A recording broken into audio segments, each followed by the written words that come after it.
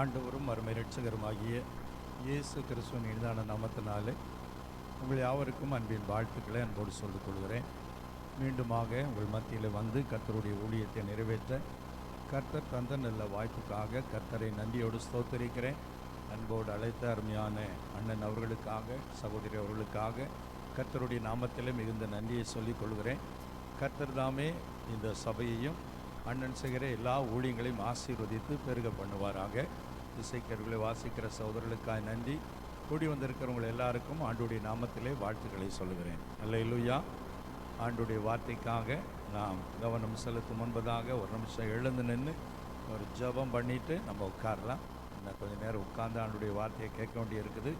எல்லாரும் ஜெபத்தோடு கூட நாம் எழுந்து நிற்போம். எல்லாரும் கர்த்தரை நோக்கி பார்ப்போம். ஆண்டவர் இந்த புதிய மாதத்திற்குள்ளே நம்மை கொண்டு வந்திருக்கிறார்.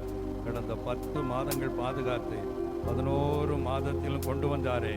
எல்லாரும் கர்த்தரை ஸ்தோத்திரம் பண்ணுவோமா? நன்றி ராஜா. காத்தீரே என்னை கருத்தாக, வழுவாமல் என்னை உமக்காக. காத்தீரே என்னை கருத்தாக, வழுவாமல் என்னை உமக்காக. எடுத்தீர் என்னையும் உமக்காக, எடுத்தீர் என்னையும் உமக்காக. கொடுத்தீர் உம்மையும் எனக்காக. ஸ்தோத்திரம் துதி பாத்திரம் உம்மை என்றும் என்றும் துதித்திடுவே. ஸ்தோத்திரம் துதி பாத்திரம் உம்மை என்றும் என்றும் துதித்திடுவே. அல்லேலூயா, அல்லேலூயா, அல்லேலூயா, அல்லேலூயா, அல்லேலூயா, அல்லேலூயா, அல்லேலூயா,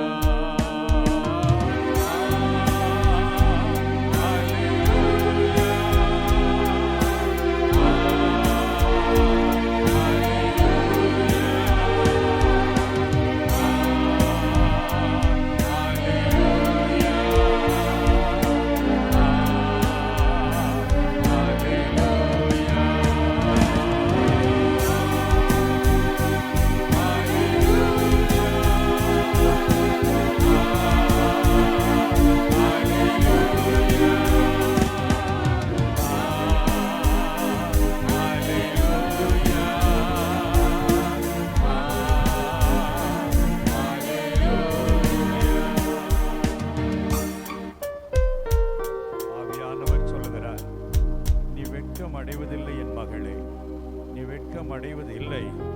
நான் உன்னுடைய நிந்தனைகளை நன்மையாக மாற்றித் தரப்போகிறேன். நீ கலங்கி பயத்தோடு அமர்ந்திருக்கிறாய். நான் உன் தகப்பன், உன்னை ஒருபோதும் வெட்கமடைய விடுவதில்லை. நீ வெட்கப்படுவேனோ என்று சொல்லக்கூடிய சூழ்நிலையை நன்மையாய் மாற்றப் போகிறேன். ரபலஹரதன ரகரதன ரிபலஹரதுல ரகரதன. நன்றி ராஜா. ஹalleluya, ஹalleluya, ஹalleluya, ஹalleluya. இதோ நான் திறந்த வாசலை உனக்கு முன்பதாய் வைக்கிறேன், ஒருவனும் அதை பூட்ட மாட்டான் என்று கர்த்தர் சொல்லுகிறார். திறந்த வாசலை உனக்கு முன்பதாய் வைத்திருக்கிறேன். உன் வாசல் அடைக்கப்பட்ட நிலையிலே நீ இருக்கிறாய். கர்த்தர் உனக்கு வாசலை திறக்கிறார். நீ மகிழ்ந்து களிகூர் என்று கர்த்தர் சொல்லுகிறார். எல்லாரும் கரங்களை தட்டி தேவனை மகிமைப்படுத்துவோமா? எங்கள் மத்தியில் இருப்பதற்காய் நன்றி ஆவியானவரே. உம்மை நாங்கள் உயர்த்துகிறோம், உம்மை நாங்கள் போற்றுகிறோம். நீ பெரியவர். எத்தனை இன்னல்கள்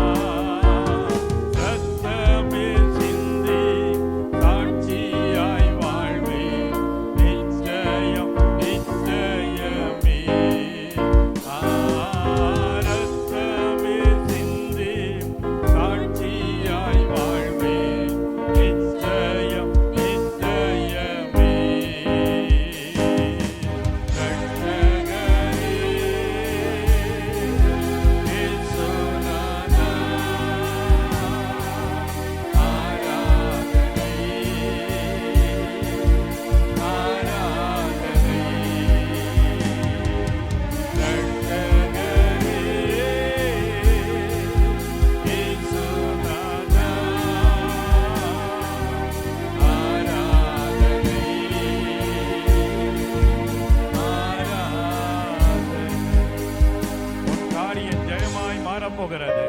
நீ எதிர்பார்க்கிற காரியத்தில் கர்த்தர் உன்னை நன்மையாய் மாற்றி ஆசீர்வதித்து காரியத்தை வெற்றியாய் நடத்தி தரப்போகிறார். நீ நினைப்பதை விட, நீ எதிர்பார்த்ததை விட பெரிய காரியத்தை கர்த்தர் செய்ய போகிறபடினார் எல்லாரும் கரங்களை தட்டி கர்த்தரை மகிமைப்படுத்துவோமா? நன்றி ஆவியானவரே, நன்றி ஆவியானவரே, உம்மை உயர்த்துகிறோம், உம்மை போற்றுகிறோம் அப்பா. முழு உள்ளத்தோடு உம்மை துதிக்கிறோம் அப்பா. எங்கள் அன்பின் பரலோக பிதாவே, மகிமையான இந்த ஆராதனை வேளைக்காய் நன்றி சொல்கிறோம். எங்கள் மத்தியில் நீர் உலாவிக் கொண்டிருப்பதற்காய் உம்மை துதிக்கிறோம். தொடர்ந்து உம்முடைய வார்த்தைகளை தியானிக்க போகிறோம் அப்பா. கர்த்தர் எங்களோடு கூட பேசி எங்களை ஆசீர்வதியும். ஆன்லைனில் பார்க்கிற மக்களோடும் பேசும், அவர்களையும் நீர் ஆசீர்வதியும். எல்லா தடைகளும் விலகட்டும். என்னையும் சமூகத்தில் மிகவும் தாழ்த்துகிறேன். நீர் மகிமைப்படுவீராக. இயேசு கிறிஸ்துவின் நாமத்தில் ஜெபிக்கிறோம் நல்ல பிதாவே, ஆமென். உட்காருவோம். இந்த நாளிலும் உங்களுக்காக நான் என்ன செய்தி கொடுக்கலாம் என்று அண்ணன் கேட்டுக்கொண்ட நாளிலிருந்து உங்களுக்காக ஜெபிக்க கர்த்தர் கிருபை கொடுத்தார். அப்படி நான் செய்திக்காக காத்திருக்கிற பொழுது ஆண்டவர் ஒரு நல்ல செய்தியை உங்களுக்கு கொடுத்தார். அந்த செய்திக்கு ஆதாரமாக சங்கீதங்களின் புஸ்தகம் 22ஆம் சங்கீதத்தை நாம் எல்லாரும் எடுத்துக்கொள்வோம். சங்கீதம் 22, அதில் 4-5 வசனங்களை நாம் ஒருவர் வாசிக்கலாம். எங்கள் பிதாக்கள் உம்மிடத்தில் நம்பிக்கை வைத்தார்கள், நம்பின அவர்களை நீர் விடுவித்தீர். உம்மை நோக்கி கூப்பிட்டு தப்பினார்கள், உம்மை நம்பி வெட்கப்பட்டு போகாதிருந்தார்கள். ஆமென். எல்லாரும் எடுத்துட்டீங்களா? எல்லாரும் சேர்ந்து வாசிப்போமா? வாசிக்கலாம். எங்கள் பிதாக்கள் உம்மிடத்தில் நம்பிக்கை வைத்தார்கள், நம்பின அவர்களை நீர் விடுவித்தி, உம்மை நோக்கி கூப்பிட்டு தப்பினார்கள், உம்மை நம்பி வெட்கப்பட்டு போகாதிருந்தார்கள். பிரியமானவர்களே, இந்த சங்கீதத்தின் தலைப்பிலே தாவீதின் சங்கீதம் என்று கொடுக்கப்பட்டிருக்கிறது. நாம் ஏற்கனவே ஆசாப்பினுடைய சங்கீதத்திலிருந்து சங்கீத பகுதி குறித்து நாம் தியானித்தோம். இந்த சங்கீதத்தில் தாவீது என்ன சொல்லுகிறார் என்று 4-5 வசனங்களை பார்க்கிற பொழுது எங்கள் பிதாக்கள் என்று சொல்லுகிறார். யார் அவர்கள்? ஆபிரகாம், ஈசாக்கு, யாக்கோபு, இன்னும் பல பரிசுத்தவான்கள். அவர்கள் உம்மிடத்தில் நம்பிக்கை வைத்தார்கள், நம்பினதுனால அவர்களை நீர் விடுவித்தீர். உம்மை நோக்கி கூப்பிட்டு தப்பினார்கள், உம்மை நம்பி வெட்கப்பட்டு போகாதிருந்தார்கள். பிதாக்களுடைய வாழ்விலே அவர்கள் உம்மை நம்பினதுனால நீர் அவங்களை விடுதலையாக்கினீர். ரெண்டாவது, உம்மை நோக்கி அவங்க கூப்பிட்டாங்க, உம்மை நோக்கி ஜெபம் பண்ணாங்க, அதனால நீர் என்ன செய்தீர்? அவங்கள வெட்கப்பட்டு போக விடவே இல்லை. அவர்கள் பிரச்சனைகளிலே தப்பினார்கள் என்று சொல்லப்பட்டிருக்கிறது. இந்த 2 வசனத்திலும் ஆண்டவர் இவர்களுக்கு செய்த 3 காரியங்கள் இருக்கிறது. ஒன்று, விடுவித்தார். எல்லாரும் சொல்லுங்க, விடுவித்தார். இயேசு விடுவிக்கிறார். ஆமென். ரெண்டாவது, தப்பினார்கள். எதிலாவது நீங்க அகப்பட்டு கொண்டீங்கன்னா ஆண்டவர் தப்பிக்க வைப்பார். ஆமென் சொல்லுங்களேன். தப்புவித்தீர். மூணாவதாக, வெட்கப்பட்டு போகாதிருந்தார்கள். வெட்கப்பட விட மாட்டார். சொல்லுங்க, கர்த்தர் என்னை வெட்கப்பட விட மாட்டார். எல்லார் வாயும் ஒர்க்கிங் கண்டிஷன்ல தானே இருக்கு. சில வாய் ஓப்பனே ஆக மாட்டாங்க. கூட்டம் முடிஞ்சு அதுக்கப்புறம் சாப்பாடு இருக்கு, அப்போ ஓப்பன் ஆகுறது முக்கியம் இல்லை, இங்க ஓப்பன் ஆகணும். ஒரு ஆமைன்னு சொல்லுங்களேன். அவை சொல்லுங்க, கர்த்தர் எங்களை விடுவிப்பார், கர்த்தர் எங்களை தப்புவிப்பார், கர்த்தர் எங்களை வெட்கப்பட விட மாட்டார். அல்லேலூயா. பைபிளை வாசிக்கும் போது அதை உங்களுக்கு சாதகமாக மாற்றி அதில் இருக்கிற வார்த்தையை விசுவாசத்தோடு அறிக்கையிட்டால் அதன் மூலம் உங்கள் நம்பிக்கை பெருக ஆரம்பிக்கும். ஆண்டவர் மகிமை அடைவார். அது உங்களை உற்சாகப்படுத்தும். ஆகவே இந்த மாதிரி பழக்கத்துக்குள்ளே நம்ம வரணும். சரி, இதில் முக்கியமான ஒரு வார்த்தை, எதனால் அவங்கள விடுவித்தார், எதனால் தப்புவித்தார்? 2 காரியம் சொல்லப்பட்டிருக்கு. ஒன்று, உம்மிடத்தில் நம்பிக்கை வைத்தார்கள், முதல் காரியம்.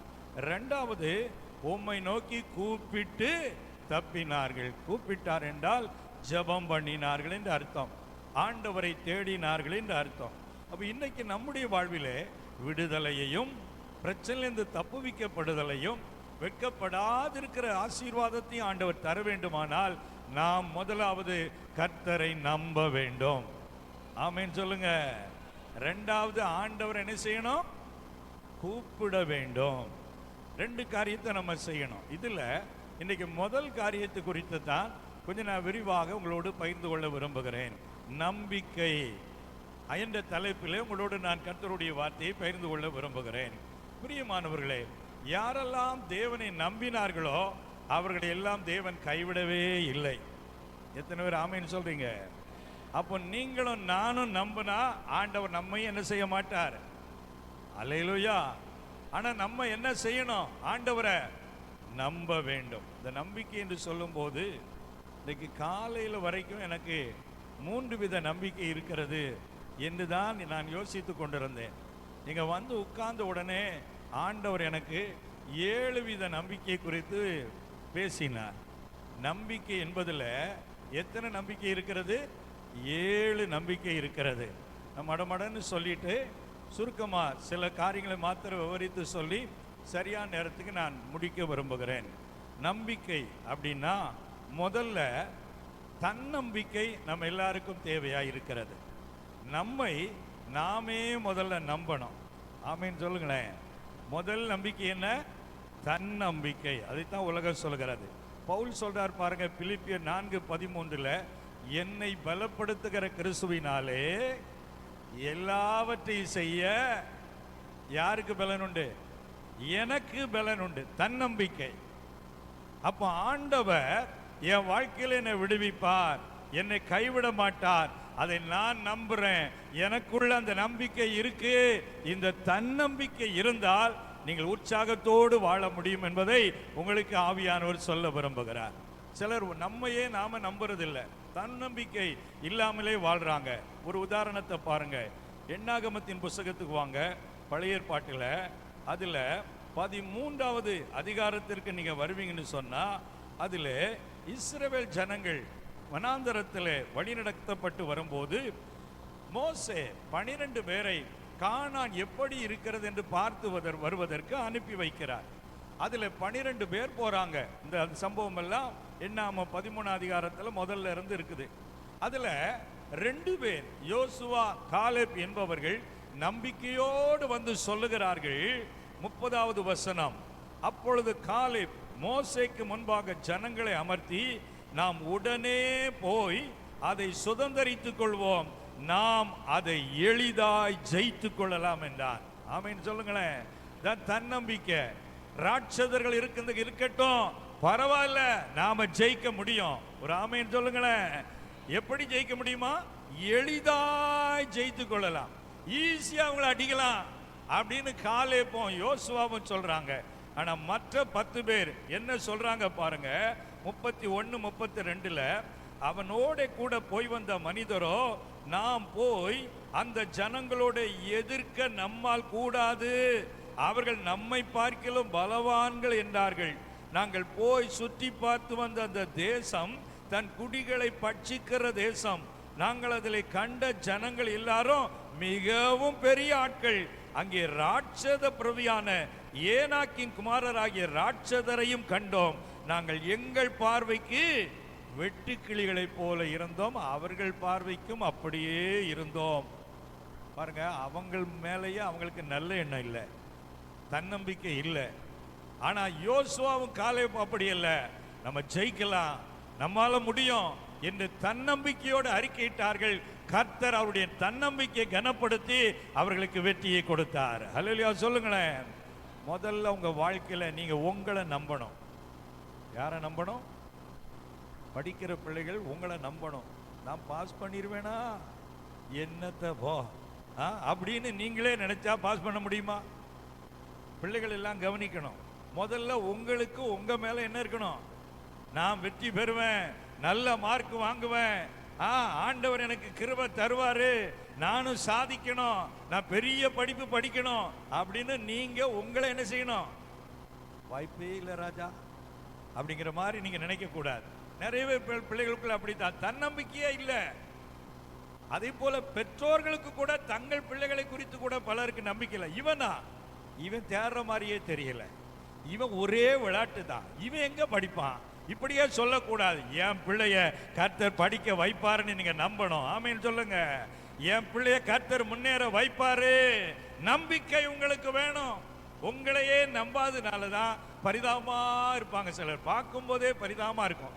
அவங்க உட்கார்ந்து இருக்கிறதும் அவங்க பேசுறதும் அவங்க முக பாவனையும் பார்த்தாலே இது ஒப்பேர்ந்த கேஸ் மாதிரி தெரியலையே. அப்படி இருக்கக்கூடாது. கர்த்தர் என் கூட இருக்கிறார், என்னாலும் சாதிக்க முடியும். ஆமேன்னு சொல்லுங்களேன். பவுலை போல சொல்லணும், என்னை பலப்படுத்துகிற கிறிஸ்துவினாலே எல்லாவற்றையும் செய்ய யாருக்கு பலன் உண்டு? எனக்கு பலன் உண்டு. ஆமேன்னு சொல்லுங்க. சொல்லுங்க, என்னால ஜெயிக்க முடியும், என்னால இந்த பிரச்சனையை சாதிக்க முடியும். ஆமேன்னு சொல்லுங்க. என்னால இந்த மாமியார சமாளிக்க முடியும். எங்க முடியுமா முடியாதா? அல்லேலூயா சொல்லுங்களேன். இது என்ன பெரிய மாமியார், என் தங்கச்சியை கட்டி கொடுத்த இடத்துல அவ மாமியார் பயங்கரமான ஆளு, அவளையே சமாளிக்க நான் சமாளிக்க மாட்டேனா? ஒரு அல்லேலூயா சொல்லுங்க. நம்பிக்கை வேண்டும். முதல்ல உங்களை நீங்க நம்பணுங்க. எங்க எனக்கு அழகு இல்லை, எனக்கு அறிவு இல்லை, நான் பேதை, நான் தூசி, நான் குப்பை, நான் கழுத, நான் என்னத்தை, அந்த எண்ணத்தை விட்டு வெளியே வாங்க. தன்னம்பிக்கையோடு வாழுங்கள், கர்த்தர் உங்களுக்கு பலன் தருவாரு. அல்லேலூயா. உங்களை நம்புங்க முதல்ல. இரண்டாவதாக, நம்பிக்கை என்பது யார் மேல் இருக்க வேண்டுமானால் கர்த்தர் மேல் நம்பிக்கை வைக்கப்பட வேண்டும். ஆமீன் சொல்லுங்களேன். எரேமியா தீர்க்கதரிசியின் புத்தகத்துக்கு வாங்க. அதில் 17வது அதிகாரத்தில் அருமையான ஒரு வசனம் இருக்கிறது. 7ஆம் வசனம் வாசிக்க கேட்போமா? எரேமியா 17ஆம் அதிகாரம் 7வது வசனம். கர்த்தர் மேல் நம்பிக்கை வைத்து கர்த்தரை தன் நம்பிக்கையாக கொண்டிருக்கிற மனுஷன் பாக்கியவான். அடுத்த வசனம், அந்த கர்த்தரை நம்புகிறவன் தண்ணீரண்டையிலே நாட்டப்பட்டதும் கால்வாய் ஓரமாய் தன் வேர்களை விடுகிறதும் உஷ்ணம் வருகிறதை காணாமல் பச்சையாயிருக்கிறதும் மழை தாட்சியான வருஷத்திலும் வருத்தமின்றி தப்பாமல் கனி கொடுக்கிறதுமான மரத்தை போல் இருப்பான். தப்பாமல் கனி கொடுக்கிற மரத்தை போல் இருப்பான். யாரு? அப்ப நீங்க கர்த்தரை நம்புனீங்கன்னா நீங்க ஆசீர்வாதமா இருப்பீங்க. அதாவது அடையாளம். நீங்க செழிப்பா இருப்பீங்க, நீங்க உயர்வா இருப்பீங்க, கர்த்தர் உங்களை மேன்மையாக வைப்பாரு. ஆனா நம்பிக்கை யார் மேல வைக்கணும்? கர்த்தர் மேல வைக்க வேண்டும். கர்த்தருக்கு ஸ்தோத்திரம் உண்டாகட்டும். இரண்டாவது நம்பிக்கை கர்த்தர் மேல. இது குறித்து நான் அப்புறம் வர்றேன். மூணாவது நம்பிக்கை என்ன தெரியுமா? கர்த்தர் உங்களை நம்பணும். மூணாவது நம்பிக்கை என்ன? நம்ம கர்த்தரை நம்புறது இருக்கட்டும், அவர் உங்களை நம்புவாரா? ஒரு அல்லேலூயா சொல்லுங்க. ஊர்ல பழமொழி சொல்லுவாங்க, யோக்கியம் வாரான் செம்ப தூக்கி உள்ள வை. தெரியாதா உங்க ஊருக்கு? திருநெல்வேலி தானே, பழமொழி தெரியாதா? யோக்கியம் வாரான் செம்ப தூக்கி. அது ஏங்க யோக்கியம் வந்தா செம்பையான் தூக்கி உள்ள வைக்கணும்? அவன் செம்பைய ஆட்டையை போடுற யோக்கியம், அவனை நம்ப முடியாது. அதாவது அர்த்தம். பிரியமானவர்களே, இன்றைக்கு நாம் கர்த்தரை நம்புகிறோம் அநேகர், ஆனால் அவர் நம்ம நம்புறாரா? அப்படிங்கிறத குறித்து விரிவா நான் உங்களுக்கு மெயின் செய்திக்கு வர்றேன். இப்போ இந்த ஏழையை நான் சுருக்கமாக சொல்லிடுறேன். நான்காவது நம்பிக்கை என்னன்னா, நம்மை மற்றவர்கள் நம்ப வேண்டும். நாம் கர்த்தரை நம்புகிறது இரண்டாவது நம்பிக்கை. மூன்றாவது நம்பிக்கை கர்த்தர் நம்மை நம்ப வேண்டும். நாலாவது நம்மை மற்றவர்கள் நம்ப வேண்டும். ஒரு அல்லேலூயா சொல்லுங்களேன். உங்களை உங்க வீட்டில் உள்ளவங்க நம்புவாங்களா? உங்க வீட்டுக்காரரை நீங்க நம்புவீங்களா? நம்ப முடியாது பிரதர். அங்கங்க டப்பாவில் இருக்க காசெல்லாம் சுற்றுதாரு பிரதர் அப்பப்போ. கர்த்தருக்கு ஸ்தோத்திரம். ஒரு அல்லேலூயா சொல்லுங்க. பெட்டடிக்காத சகோதரிமார்கள் இருக்க மாட்டாங்கன்னு நினைக்கிறேன். அங்கங்க பாருங்க சுட்டு காசை சேர்க்கறது. நான் கையெல்லாம் உயர்த்த சொல்ல மாட்டேன், பிற கதை கந்தலா போகும். ஒரு அல்லேலூயா சொல்லுங்களேன். பாருங்க, ஒண்ணுமே வேலை செய்யல, ஒண்ணுமே சம்பாதிக்கல, ஆனா அம்மா பாக்கெட்ல எப்பவுமே காசு இருக்கு. எங்க இருந்து வந்தது? அங்கங்க சுட்டதுதான். ஒரு அல்லேலூயா சொல்லுங்க. வீட்டுக்கார் பாக்கெட்ல அங்கன வைக்கிறது, மறந்து கிடந்து வைக்கிறதெல்லாம் சுடுறதுதான். சரி, இது ஒரு பாசத்துல உரிமையோட செய்றீங்க, அது தப்புன்னு சொல்ல முடியாது. ஆனால் நாம் நம்முடைய குடும்பத்தில் உள்ளவர்களாயே நம்ப முடியாத அளவுக்கு இருந்தோம்னா கர்த்தர் எப்படி நம்மளை நம்புவாரு? ஒரு அல்லேலூயா சொல்லுங்களேன், ஆமேன் சொல்லுங்களேன். அப்போ மற்றவர்கள் நம்மை நம்பணும். யாத்திராம 4 அதிகாரத்தில், அந்த அதிகாரத்தின் முழுசு இருக்கு, நான் விவரம் சொல்றேன். இப்போ என்ன கவனிங்க. அப்போ கர்த்தர் மோசேயை, வா, உன்னை எகிப்துக்கு அனுப்ப போறேன், அந்த ஜனங்களை விடுவித்து கொண்டு வரணும், வான்னு சொல்றாரு. அவன் சொல்றான், என்ன அங்க உள்ளவன் நம்ப மாட்டான், அங்க கொண்டு போட்டு வந்தேன், என்ன கொலை பண்ண தேடிட்டு இருக்கான், என்ன எகிப்தை நம்ப மாட்டான்.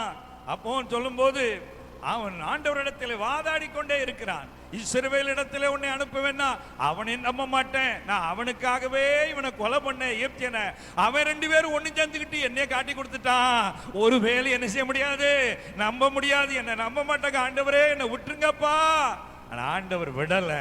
அப்பா, யாரு உன்னை நம்பலையோ பரவாயில்ல, நான் உன்னை நம்புறேன்னு சொல்லி கர்த்தர் மோசேயை அழைத்து அதே ஜனங்கள் மத்தியிலே பயன்படுத்தினார். அப்ப நம்ம மற்றவர்கள் நம்புறது ரொம்ப முக்கியமான ஒரு காரியம். என்ன ஊழியத்துக்கு கூப்பிட்டுருக்காங்கன்னா என் மேல ஒரு நம்பிக்கை இருக்கிறனால தான் கூப்பிட்டுருக்காங்க. ஒரு அல்லேலூயா சொல்லுங்க. நம்பிக்கை இல்லைன்னா கூப்பிடுவாங்களா? அவரை கூப்பிடாத, அவர் சரியில்லை அப்படின்னா கூப்பிடுவாங்களா? அப்போ நம்மை மற்றவர்கள் நம்ப வேண்டியது ஒரு முக்கியமான ஒரு காரியமாக இருக்கிறது. 4வதாக. 5வதாக, மனிதர்கள் நம்புகிற இன்னொரு காரியம், தங்களுடைய பணம், பொருள், செல்வத்தின் மேல் நம்பிக்கை வைக்கிறார்கள். சங்கீதத்தின் புத்தகத்தில் 49வது சங்கீதத்தில் அங்கே தாவீது இப்படி சொல்லி இருக்கிறார். அதாவது சங்கீதங்களின் புஸ்தகம் 49ஆம் சங்கீதம் 6வது வசனம், தங்கள் செல்வத்தை நம்பி தங்கள் திரளான ஐஸ்வர்யத்தினால் பெருமை பாராட்டுகிறவர்கள். அப்போ செல்வத்தின் மேல் நம்பிக்கை. நிறைய பேர் இன்னைக்கு ஆண்டவரை ஏன் நம்புறது இல்ல? பணம் இருக்குல்ல, மாசந்தோறும் அக்கௌண்ட்ல விடுதில்ல, அதனால பணம் இருக்கிறது, ஆசி இருக்கிறது, தொழில் இருக்கிறது, வருமானம் இருக்கிறது, பணம் இருக்கிறது, எங்களுக்கு எதுக்கா கடவுள் தேவை, நாங்க சம்பாதிக்கிற எங்களுக்கு பணம் இருக்கிறது. ஆனால் அப்படிப்பட்டவர்களுக்கும் கர்த்தர் சில வேளை அடி கொடுக்கிறாரு. எல்லாம் இழந்து கடவுளே என்னை காப்பாற்றுங்கப்பா, மன்னிச்சிருங்கன்னு ஓடி வர்றாங்க. ஒரு அல்லேலூயா சொல்லுங்களேன். அந்த நிலைக்கு போகக்கூடாது. அப்போ நம்ம நம்பிக்கையை செல்வத்தின் மேல், பணத்தின் மேல், பொருளின் மேல், நகைகளின் மேல் வைக்க கூடாது. இயேசுவே வெளியேறப்பட்ட செல்வமாயிருக்கிறார். ஆமென் சொல்லுங்களேன். ஆகவே கர்த்தர் மேலே நம்பிக்கை வைக்க வேண்டும், செல்வத்தின் மேல், பொருளின் மேல் அல்ல. 6வதாக, இன்றைக்கு பலர் நம்புகிற இன்னொரு நம்பிக்கை, விக்கிரக காரியங்களின் மேல் நம்பிக்கை. மந்திரவாதம், செய்வன, பில்லி சூனியம், ஜோசியம், ஜாதகம், ராசி பலன், இதெல்லாம் நிறைய பேர் நம்புறாங்க. அது என்னதோ சொல்லுகிறதோ அதை நம்பி கெட்டு போகிறார்கள். நேற்று ஒரு சகோதரரை சந்தித்து அவர் சொன்னார், ஒரு ஆளை காண்பித்து இவர் ஒரு மந்திரவாதி அப்படின்னு சொன்னார். இன்னொரு ஆளை காண்பித்தார், அவர் டாக்டராக பணி செய்து ரிட்டையர்ட் ஆனவர் கவர்மெண்ட்ல. அப்போ அவர் கிறிஸ்தவர் அல்ல, 2 பேருமே. சொன்னார், அவர் மந்திரவாதி, இவர் மருத்துவர் ரிட்டையர்டு, மாசம் பல ஆயிரம் பேருக்கு பென்ஷன் வருது, மாசம் 10,000 ரூபாய் அந்த மந்திரவாதிக்கு கொடுக்கிறாரு. இப்பவும் மந்திரவாதத்தை நம்பி தான் வந்திருக்காரு, ஏதாவது ஆயிருமோ அப்படின்னு அவன் மிரட்டி மிரட்டி சொல்றான். துட்ட கொடுக்கிறார் இவரு, ஆனா நாளுக்கு நாள் வியாதியிலையும் கஷ்டத்திலையும் போய்கொண்டிருக்கிறதுடைய வாழ்க்கை என்று ஒரு சகோதரனை பார்த்து சொன்னார். எனக்கு அன்பானவர்களே, இன்னைக்கு பலர் இதன் மேல் நம்பிக்கை வைத்து கெட்டு போறாங்க. மந்திரவாதம், பில்லி சூனியம், செய்வனை நம்மை ஒருபோதும் காப்பாற்றாது. கர்த்தருடைய பிள்ளைகளை அவர்கள் சேதப்படுத்தவும் முடியாது. எத்தனை பேர் ஆமென் சொல்றீங்க? அப்போ நம்ம நம்பிக்கை யார் மேல வைக்கணும்? கர்த்தர் மேல் வைக்க வேண்டும். மந்திரவாதம், செய்வினை, பில்லி சொன்னிகளை கண்டு பயப்படவே பயப்படாதீங்க. நிறைய பேர் கிறிஸ்தவர்களுக்குள்ள பயந்து நடங்குறாங்க. அண்ணா, அவன் வீட்டுக்கு மந்திரவாதி வந்துட்டு போறான், எனக்கு விரோதமா ஏதோ வச்சுட்டான். எங்க கேட்டுமாங்க, பைபிள் என்ன சொல்லுகிறது? உலகத்தில் இருக்கிறவனிலும் சொல்லுங்க, உங்கள் இருக்கிறவர் யாரு? பெரியவர்னா நீங்க எதுக்கு சின்ன சாத்தானை பற்றி பயப்படணும்? ஆகவே பெரிய வல்லமையுள்ள கர்த்தர் உங்களோடு இருக்கிறார். கைத்தட்டி அல்லேலூயா சொல்லுங்க. அல்லேலூயா. உம்மலாகாத காரியம் ஒன்றும் இல்லை, உம்மலாகாத காரியம் ஒன்றும் இல்லை, உம்மலாகாத காரியம் ஒன்றும் இல்லை, எல்லாமே உம்மாலாகும். அல்லேலூயா. எல்லாமே உம்மாலாகும். ஆகும். ஆமென். உம்மாலேதான் எல்லாம் ஆகும். ஆகும். எல்லாம் ஆகும். உம்மாலேதான் எல்லாம் ஆகும். ஆண்டவராலே எல்லாம் ஆகும். எந்த மந்திரவாதமும் நம்மளை மேற்கொள்ள முடியாது. அல்லேலூயா சொல்லுங்களேன். அவன் அந்த மாதிரி காரியத்துக்கு பயப்படாதீங்க, அது மேல நம்பிக்கை வைக்காதீங்க. அந்த நம்பிக்கை நம் வாழ்வை அழித்து விடும். கடைசியாக நாம யார் மேல் நம்பிக்கை வைக்க கூடாதுன்னா மனிதன் மேல் நம்பிக்கை வைக்க கூடாது. ஏழாவதாக ஆமென் சொல்லுங்க. மனிதன் மேல என்ன செய்யக்கூடாது? நம்பிக்கை வைக்க கூடாது. இந்த மனிதன் எனக்கு உதவி செய்வாரு, இவர் வசதியா இருக்கிறார், எனக்கு ஹெல்ப் பண்ணுவாரு. மனுஷனை நம்பாதீங்க. பைபிள் சொல்லுகிறது, மனுஷனை நம்புவதை பார்க்கிலும் கர்த்தரை நம்புவதே நலம். அல்லேலூயா சொல்லுங்களேன். அதனால மனுஷனை நம்பாதீங்க. மனுஷன் உங்களை ஏமாத்திடுவான். உங்க வாழ்க்கையில மனுஷர்கள் உண்மையா இருக்க மாட்டார்கள். அதனால இப்படி 7 வித நம்பிக்கை குறித்து கர்த்தர் பேசினார். இதுல இன்றைக்கு நாம பார்க்க போகிற நம்பிக்கை என்ன அப்படின்னு சொன்னா, சங்கீதம் 22 நம்ம பார்த்தோம், எங்கள் பிதாக்கள் உம்மிடத்தில் நம்பிக்கை வைத்தார்கள், நம்பின அவர்களை நீர் விடுவித்தீர். இன்னும் சங்கீதம் 37 சங்கீதம் 40வது வசனம் என்ன சொல்கிறது? அதை வாசிப்போமா? சங்கீதம் 37:40. நீதிமானுடைய வாய் கர்த்தர் அவர்களுக்கு உதவி செய்து அவர்களை விடுவிப்பார், அவர்கள் அவரை நம்பியிருக்கிறபடியால் அவர்களை துன்மார்க்கனுடைய கைக்கு தப்புவித்து ரட்சிப்பார். ஒரு ஆமென் சொல்லுங்களேன். அப்ப சங்கீதம் 22:4-5 விடுவிப்பார், தப்புவிப்பார் என்று அங்கேயும் சொல்லப்பட்டிருக்கிறது. இங்கே என்ன சொல்லப்பட்டிருக்கிறது? கர்த்தர் அவர்களுக்கு உதவி செய்வார். ஏன் உதவி செய்வார்? அவர்கள் அவரை நம்பி இருக்கிறபடியினால். அப்போ ஆண்டவரை நீங்கள் உண்மையாய் நம்பும் பொழுது ஆண்டவர்களுக்கு நிச்சயம் உதவி செய்வார், விடுதலை தருவார், உங்களை தப்புவித்து ரட்சிப்பார். கை வைத்து ஒரு அல்லேலூயா சொல்லுங்க. ஆனா நீங்க ஆண்டவர் மேல வச்சிருக்கிற நம்பிக்கை உண்மைதானா? உண்மையாவே ஆண்டவரை நம்புறீங்களா? அங்கதான் இருக்கு பிரச்சனை. பைபிள் இருந்து ஒரு வேத பகுதியை உங்களுக்கு நான் சுட்டி காண்பிக்கிறேன். எல்லாரும் எடுத்துக்கொள்ளுங்க. யோவான் எழுதின சுவிசேஷம் 2ஆம் அதிகாரம் 24ஆம் வசனம் வாசிக்க கேட்போமா? யோவான் எழுதின சுவிசேஷம் 2ஆம் அதிகாரம் 23ஆம் வசனம். 23ஆம் வசனம். பஸ்கா பண்டிகையிலே இயேசு எருசலேமில் இருக்கையில் அவர் செய்த அற்புதங்களை அநேகர் கண்டு ஆண்டவருடைய நாமத்தில் விசுவாசம் வைத்தார்கள். கவனிங்க, இயேசு எருசலேமுக்கு போறார் முதன்முறையா. பஸ்கா பண்டிகை நாட்களிலே அநேக மக்களுக்கு அவர் அற்புதம் செய்கிறார். அற்புதம் செய்கிற பொழுது அந்த அற்புதம் பெற்ற ஜனங்கள் ஆண்டவர் மேல் என்ன வைக்கிறாங்க? விசுவாசம் வைக்கிறாங்க. இப்ப நம்மளும் ஆண்டவர் மேல விசுவாசமா இருக்கிறோம் அப்படின்னு சொல்றோம். அதே போல அந்த ஜனங்களை விசுவாசம் வைத்தார்கள் இருக்கு. ஆனா அடுத்த வசனத்தை வாசிங்க. அடுத்த வசனம் 24. அப்படி இருந்தும் இயேசு எல்லாரையும் அறிந்திருந்தபடியால் அவர்களை நம்பி இணங்கவில்லை. அது ஏன்? அடுத்த வசனத்தை வாசிங்க. மனுஷர் உள்ளத்தில் இருப்பதை அவர் அறிந்திருந்தபடியால் மனுஷரை குறித்து ஒருவரும் அவருக்கு சாட்சி கொடுக்க வேண்டியதா இருக்கவில்லை. கவனிங்க, இயேசு எருசலேமுக்கு முதல் டைம் போறாரு, அற்புதம் செய்யறாரு, அநேக ஜனங்கள் விசுவாசம் வைக்கிறாங்க. ஆனால் ஆண்டவர் அவர்களை நம்பி இணங்கவில்லைன்னு போட்டிருக்கு. ஏன்? விசுவாசம் வைத்தார்கள் தானே. அப்ப அந்த விசுவாசம் உண்மையான விசுவாசமா இருக்கவில்லை. ஆண்டவர் மேல் அவர்கள் வைத்த நம்பிக்கை அது உண்மையானதா இருக்கவில்லை. அதனால அவங்க ஆண்டவர் நம்பலன்னு போட்டிருக்கு. ஏன் உண்மையா இருக்கலன்னா 25ஆம் வசனம் சொல்கிறது, மனுஷர் உள்ளத்தில் இருப்பதை அவர் அறிந்திருந்தபடியால். எனக்கன்பானவர்களே, இந்த ஜனங்கள் அற்புதங்களை பார்த்து இயேசுவை நம்பினாலும் கூட அவருடைய உள்ளத்திலே மனப்பூர்வமான உண்மையான நம்பிக்கை இல்லை என்பதை ஆண்டவர் கண்டுபிடித்தார். ஒரு ஆமென் சொல்லுங்களேன். இதை போலத்தான் ஊழியத்தின் பாதையிலே பல மக்கள் விடுதலைக்காக அற்புதங்களுக்காக ஜெபிக்க வருகிறார்கள். அப்படி ஜெபிக்கிற பொழுது ஆண்டவர் அவர்களுக்கு விடுதலை கொடுக்கிறார், அற்புதம் செய்கிறார். அந்த அற்புதத்தை பெற்ற ஜனங்கள் ஒரு சில நாட்கள் கூட்டத்திற்கு சபைக்கு வருகிறார்கள்.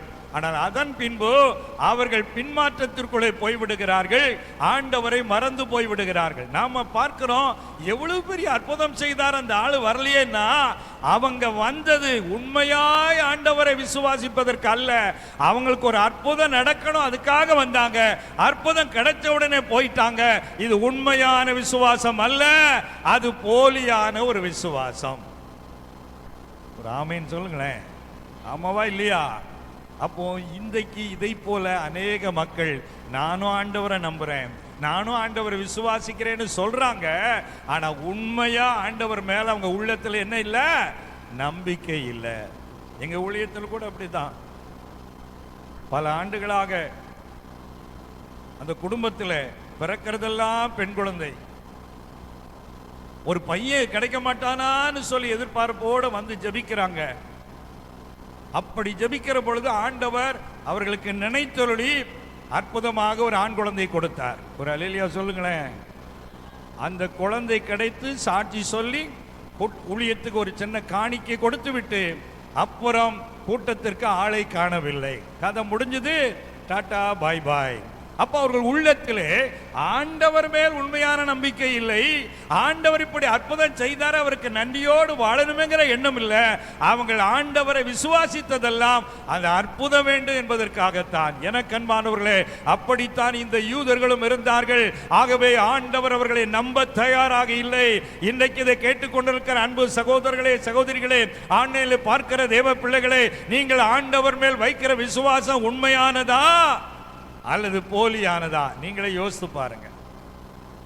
ஆமே, என்ன அமைதியாயிட்டோம் பார்த்தீங்களா? எனக்கன்பானுள்ள இன்றைக்கு நிறைய பேருடைய வாழ்க்கை எப்படி இருக்கு? ஏன் அநேக ஜனங்கள் பின்வாங்கி போறாங்க? ஃபெய்த்தில் நிக்கிறது இல்ல, விசுவாசத்துல சோதனைகளை சந்தித்து கர்த்தருக்காக நிற்கக்கூடிய அந்த வாஞ்சை இல்ல. ஏதோ அற்புதம் என்று வருகிறார்கள், கேட்டது கிடைக்க வேண்டும் என்று வருகிறார்கள். கேட்டது கிடைத்தாலும் பின்வாங்கி போகிற மக்கள் இருக்கிறார்கள், கேட்டது கிடைக்காவிட்டாலும் பின்வாங்கி போகிற மக்கள் இருக்கிறார்கள். அதுவல்ல நாம் உண்மையான விசுவாசம் என்றால் யோபு சொன்னது போல, அவர் என்னை கொண்டு போட்டால் அவர் மேல் நம்பிக்கையாயிருப்பேன். அல்லேலூயா சொல்லுங்க. சாத்ராக், மேஷாக், ஆபேத்நேகோ சொன்னார்கள், எங்கள் தேவன் எங்களை தப்புவிக்க வல்லவராய் இருக்கிறார், விடுவிக்காமற் போனாலும் நாங்க இந்த விக்கிரகத்தை வழிபட மாட்டோம், எங்கள் தேவன் ஒருவரையே ஆராதனை செய்வோம். அப்படிப்பட்ட ஒரு விசுவாசம் உள்ளவர்களைத்தான் கர்த்தர் உண்மையாய் நம்பக்கூடிய தேவனாக இருக்கிறார். அல்லேலூயா. நீங்க எப்படி இருக்கீங்களா? யோசித்து பாருங்க. ஒருமுறை ஆண்டவரை தேடி யோவான் 6வது அதிகாரத்தில் அநேக ஜனங்கள் ஓடி வருகிறார்கள். யோவான் 6வது அதிகாரத்தில் வாசு பார்த்தா 24வது வசனத்திலே வாசிங்க. அப்பொழுது இயேசுவும் அவருடைய சீஷரும் அங்கே இல்லாததை ஜனங்கள் கண்டு உடனே அந்த படகுகளில் ஏறி இயேசுவை தேடிக்கொண்டு கப்பர்நகூமுக்கு வந்தார்கள். பாருங்க, படகு ஏறி இயேசுவை தேடிட்டு வர்றாங்க. கடலின் அக்கறையிலே அவர்கள் அவரை கண்டபோது, இயேசுவை கண்டபோது, ரபி, நீர் எப்பொழுது இவ்விடம் வருவீர் என்று கேட்டார்கள். இயேசு அவர்களுக்கு பிரயோஜனமாக, நீங்கள் அற்புதங்களை கண்டதினால் அல்ல, நீங்கள் அப்பம் புசித்து திருப்தியானதினாலேயே என்னை தேடுகிறீர்கள் என்று மெய்யாகவே மெய்யா உங்களுக்கு சொல்லுகிறேன். போஜனத்திற்காக அல்ல, அழிந்து போகிற சாப்பாட்டிற்காக அல்ல, நித்திய ஜீவன் வரைக்கும் நித்திய ஜீவன் வரைக்கும் நிலை நிற்கிற போஜனத்திற்காகவே கிரியை நடப்பியுங்கள். ஒரு அல்லேலூயா போதும். அல்லேலூயா சொல்லுங்களேன். அப்ப இயேசுவை இவ்வளவு வாஞ்சையோடு தேடி போற காரணம் என்ன? 5 அப்பம் 2 மீன்களை கொண்டு எல்லா மக்கள் 5000க்கும் மேற்பட்ட புருஷர்களுக்கும் பெண்களுக்கும் பிள்ளைகளுக்கும் உணவு கொடுத்தார். இவரை தேடிட்டு போனா கட்டாயம் சாப்பாடு கிடைக்கும்னு வந்தாங்க. இது விசுவாசியா? ஒரு ஆமீன் சொல்லுங்களேன். அப்போ ஆண்டவரை அவங்க எதுக்காக தேடி இருக்கிறாங்க? சாப்பாட்டுக்காக. இது போல அற்புதத்திற்காக, சுகத்திற்காக, ஏதோ உலக நன்மைக்காக. கல்யாணம் நடக்கணும், நல்ல ஒரு மாப்பிள்ளை கிடைக்கணும், பொண்ணு கிடைக்கணும், வருவாங்க. கல்யாணம் முடிச்சிட்டுனா பின்வாங்கி போயிருந்தாங்க. ஆகவே இப்படிப்பட்ட விசுவாசம் சரியான விசுவாசம் அல்ல. அப்படிப்பட்ட நம்பிக்கை ஆண்டவரை நம்புகிற நம்பிக்கை அல்ல. கல்யாணமே முடியாட்டாலும் பரவாயில்ல, நான் பரலோகம் போகணுமே, நித்திய ஜீவனை அடையணுமே, அதற்காக என்னவனாலும் கர்த்தரை பின்பற்ற நிக்கிறாங்க பாருங்க. அவர்கள் தான் சரியான விசுவாசிகள். ஆமீன் சொல்லுங்க. அல்லேலூயா சொல்லுங்க. ஆனா ஆண்டவர் நிச்சயம் காரியத்தை வாய்க்க பண்ணி தருவார். நிச்சயம் உங்களை கைவிட மாட்டார். நிச்சயம் உங்களை விடுதலை ஆக்குவார். ஆனால் உங்கள் விசுவாசம் போலியானதா இருக்கக்கூடாது. உங்கள் விசுவாசம் சாப்பாட்டிற்கானதா இருக்கக்கூடாது. உங்கள் விசுவாசம் ஏதோ நன்மைக்காய் மாத்திரம் தேடுகிறதா இருக்கக்கூடாது. எனக்கு நன்மை கிடைக்காட்டாலும் பரவாயில்ல, எனக்காய் சிலுவையில் உயிரையே கொடுத்தாரு, அந்த ஆண்டவருக்காக வாழ்வேன் நின்னீங்கன்னா உண்மையான உங்களை, உண்மையுள்ள மனுஷன் பரிபூர்ண ஆசீர்வாதங்களை பெறுவான். வார்த்தையின்படி பரிபூர்ண ஆசீர்வாதம் தருவார். அல்லேலூயா சொல்லுங்களேன். ஆமென் சொல்லுங்களேன். அல்லேலூயா. விசுவாசத்தினால் நீதிமான் பிழைப்பான், விசுவாசியே பதறாதே. விசுவாசத்தினால் நீதிமான் பிழைப்பான், விசுவாசியே பதறாதே. கலங்காதே, திகையாதே விசுவாசியே, கல்வாரி நாயகன் கைவிடாதே. கலங்காதே, திகையாதே விசுவாசியே, கல்வாரி நாயகன் கைவிடாதே. விசுவாசத்தினால் ஆசீர்வதிராதே. ஓடும் வறுமையில் உழந்தாலும், கடும் பசிதனில் பாடினாலோ, அன்று எலியாவை போஷித்தவர் இன்று உன் பசியாற்றினாரோ. கலங்காதே, திகையாதே விசுவாசியே, கல்வாரி நாயகன் கைவிடாரே. அல்லேலூயா. அல்லேலூயா. உங்களை நீங்க யோசித்து பாருங்க. ஆண்டவரை நான் மனப்பூர்வமா நம்புறேன். கிடைச்சாலும் நம்புவேன், கிடைக்கட்டாலும் நம்புவேன். யாரு என்னை வெறுத்தாலும் அவரை நம்புவேன். உலகமே எனக்கு எதிராக வந்தாலும் நான் இயேசுவுக்காக நிற்பேன். அப்படி நிற்கிறாங்க பாருங்க. அவங்க தான் உண்மையான விசுவாச மக்கள். அவங்க தான் கர்த்தரை உண்மையா நம்புறவங்க. அல்லேலூயா சொல்லுங்க. என்னுடைய தாயார் பல வருஷத்துக்கு முன்பதாக, ஒரு 40-45 வருஷத்துக்கு முன்பதாக ஆண்டவரை ஏற்றுக்கொண்டாங்க. எங்கள் கிராமத்தில் 2 பேர் தான் அந்த நாட்களில் ஆண்டவரை அந்த கிராமத்தில் ஏற்றுக்கொண்டிருந்தாங்க. ஆண்டவருக்கு தன்னை ஒப்பு கொடுத்ததுனால எங்கள் அம்மா இனி எனக்கு உலகம் ஒரு பொருட்டு கிடையாதுன்னு சொல்லி அவங்க நகையெல்லாம் கழத்திட்டாங்க. நகை கழத்தினது நிமித்தமாய் எங்கள் அம்மாவுடைய அம்மா வீட்டில் பாட்டி, தாத்தா, என்னுடைய மாமா ஒருத்தர் இருக்கிறாங்க. எல்லாரும் நீ நகையை கழட்டிட்டு கர்த்தர் தான் வேணும்னா எங்கள் வீட்டுக்கு நீ வரக்கூடாது.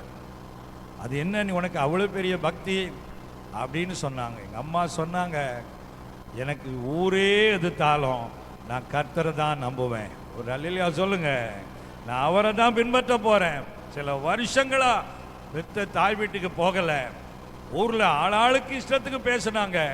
ஆனால் கர்த்தர் அதே ஊரில் எங்கள் அம்மாவுக்கு வரங்களை கொடுத்து வல்லமையான ஊழியக்காரியாக பயன்படுத்தினார். கைத்தட்டி அல்லேலூயா சொல்லுங்க. பல ஆயிரங்கள் அவர்கள் மேலே விடுவிக்கப்பட்டாங்க. தலையில் கை வச்ச உடனே அவன் சரித்திரத்தையே சொல்லிடுவாங்க. பிசாசுகள் அவங்க பேரை கண்டால நடுங்கும். எங்கள் ஊரில் ஒரு வாலிப பிள்ளைக்கு பேய் பிடித்து விட்டது. அதை யாருமே கண்ட்ரோல் பண்ண முடியல. நான் இப்போ சின்ன பையனாக இருந்தேன். அதனால வீட்டுக்குள்ள அடைச்சு வச்சிருந்தாங்க அந்த வாலிப பிள்ளைய. ஆனாலும் அந்த ஜன்னல் வழியா பார்த்து அந்த பக்கமா போறவங்களெல்லாம் திட்டும், யாரும் கிட்ட போயிடாதீங்க, அந்த ஆவி உங்களை ஏதாவது பண்ணிரும்னு சொல்லி அப்படி ஊரெல்லாம் செய்தி. நானும் என்ன நடக்குன்னு வேடிக்கை பார்க்க போனேன். என்னை பார்த்த உடனே அந்த பிசாசு சொல்லிச்சு, நீ ராசமா மமில்லா, உங்க அம்மா கூட கர்த்தர் இருக்காரு, நீ கிட்ட வராத, ஆண்டவர் உங்க அம்மா கூட இருக்காரு, ஏசப்பா பிள்ளை நீ அப்படின்னு அந்த ஆவி அலறிச்சு. ஒரு அல்லேலூயா சொல்லுங்க. கர்த்தர் மேல் நம்பிக்கையா இருக்கிற பிள்ளைகளை கர்த்தர் சாத்தானை நடுங்க வைத்து கனப்படுத்துகிற தேவனாக இருக்கிறார். அதனால நீங்க கர்த்தருக்காக வைராக்கியமா நிக்கணும். சின்ன சின்ன பிரச்சனைக்கெல்லாம் வருத்தப்பட்டு பின்மாற்றமான எண்ணத்துக்கெல்லாம் இடமே கொடுத்துடக்கூடாது. எல்லாரும் ஓடினாலும் நான் மக்கா நிப்பே, ஆண்டவரே நின்று பாருங்கள், கர்த்தர் உங்களுக்கு நிச்சயம் விடுதலை தருவாரு. கைத்தட்டி அல்லேலூயா சொல்லுங்க. கர்த்தர் நிச்சயம் உங்களுக்கு உதவி செய்வாரு, கர்த்தர் நிச்சயம் உங்களை தப்புவிப்பாரு. அதுதாங்க உண்மையான பக்தி. அதே போல எனக்கும் ஆண்டவரை ஏற்றுக்கொண்டதுனால எவ்வளவோ சோதனைகள் வந்தது, எத்தனையோ பிரச்சனைகள், 39 வருடங்கள் ஆயிருக்கிறது.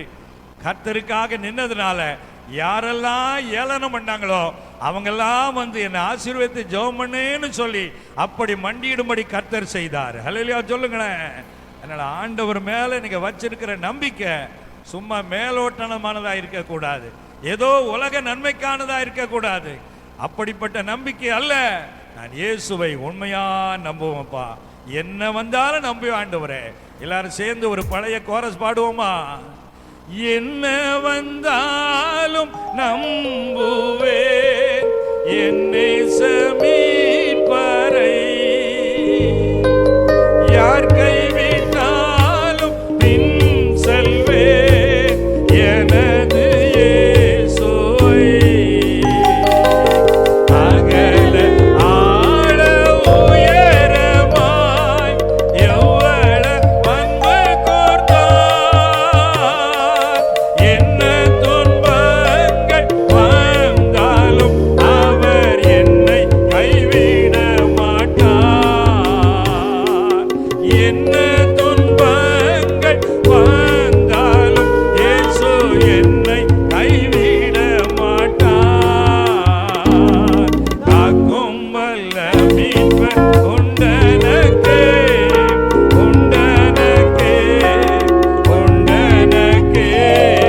காக்கும் வல்ல மீட்பர் உண்டனக்கே, காத்திடுவார் என்றுமே, காத்திடுவார் என்றுமே.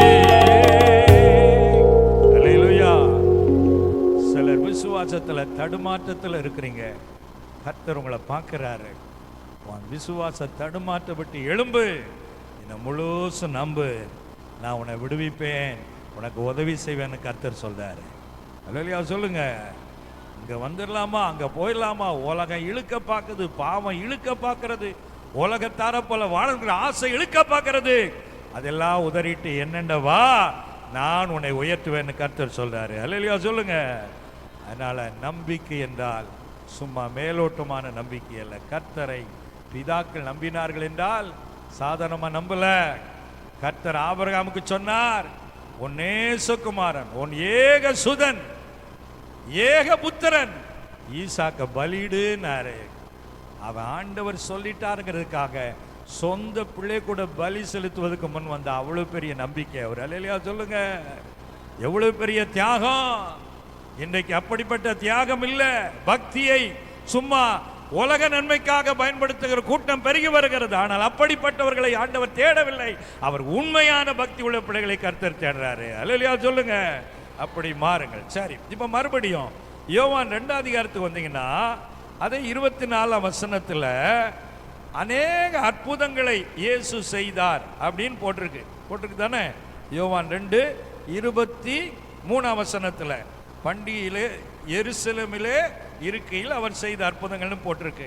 ஆனா நீங்க பைபிளை நல்லா படிச்சீங்கன்னா அதே 2ஆம் அதிகாரம் 11ஆம் வசனத்துல இயேசு முதலாம் அற்புதத்தை கலிலே உள்ள கானா ஊர்ல செய்தார் போட்டிருக்கா.